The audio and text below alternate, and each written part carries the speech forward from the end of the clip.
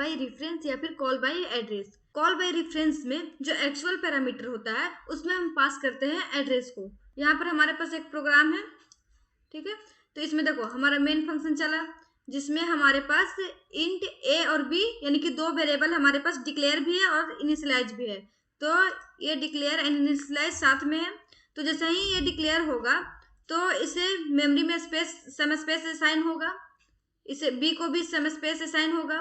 तो इसका ए का जो एड्रेस है वो 100 हो गया, बी का जो एड्रेस है वो 200 हो गया, ठीक है।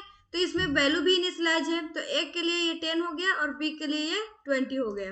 हमने कॉल किया स्वैप फंक्शन को, तो यहाँ पर and A and and B. तो यहाँ पर जो एक्चुअल पैरामीटर है एड्रेस ऑफ ए है एंड एड्रेस ऑफ बी है।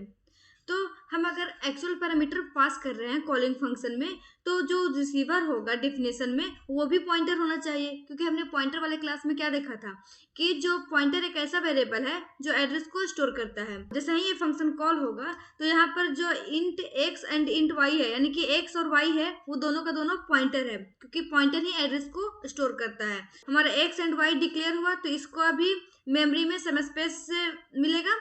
तो इसका x का एड्रेस हम जस्ट सपोज 300 है एंड y का 400 है। x में क्या स्टोर हो रहा है address of a and y में क्या स्टोर हो रहा है एड्रेस ऑफ b। यहाँ पर हमारा एंड a बताएगा address of a and b बताएगा एड्रेस ऑफ b। तो यहाँ पर हमारा पॉइंटर x में स्टोर हुआ एड्रेस ऑफ a, तो एड्रेस ऑफ a क्या है 100। तो जैसे ही इसे 100 इसने स्टोर किया तो ये पॉइंटर पॉइंट करेगा a को। देन हमारा y में स्टोर होगा 200 एड्रेस ऑफ b एंड ये हमारा पॉइंट करेगा b को। तो देखो यहाँ पर फिर से हमारा एक वेरिएबल है इंट t। तो जैसे ही ये डिक्लेयर हुआ वैसे ही इसे मेमोरी में सम स्पेस मिला, जो t का एड्रेस है वो 500 हो गया। t equal to star x, जो हमारा x है वो एड्रेस ऑफ a को स्टोर कर रखा है। तो जैसे ही हम यहाँ पर स्टार x लगाएंगे तो ये हमारा 10 को डिनोट करेगा।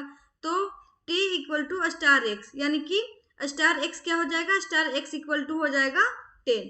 तो हमारा t में 10 स्टोर होगा, क्योंकि मैंने पहले ही बताया था कि अगर एंड ए है तो वो एड्रेस को डिनोट करेगा। जैसे ही हमारा x को स्टार लगा तो ये हमारे अंदर के वैल्यू को भी डिनोट करने लगा, तो स्टार x डिनोट करेगा 10 को। तो स्टार x 10 हो गया तो t में हमारा 10 असाइन हो गया, ठीक है। तो t इक्वल टू 10 हो जाएगा। जैसे ही हम स्टार y लगाएंगे तो ये b के अंदर के वैल्यू को बताने लगेगा।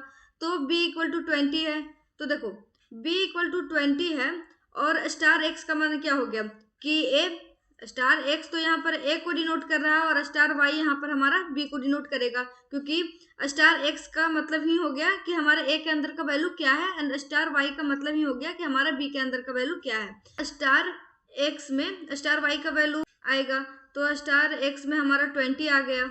फिर हमारा स्टार y हमारा b के अंदर का वैल्यू हो गया, तो स्टार y में हमने t को असाइन कर दिया यानी कि यहाँ पर हमारा 10 हो गया। तो देखो ये हमारा स्वैप फंक्शन परफॉर्म हो गया। पॉइंटर के कारण जो भी चेंजेस यहाँ पर हो रहा था फॉर्मल पैरामीटर में वो हमारा इनडायरेक्टली रूप से हमारा एक्चुअल पैरामीटर में भी चेंजेस हो रहा था। तो ये हमारा टॉपिक था call by value and call by reference.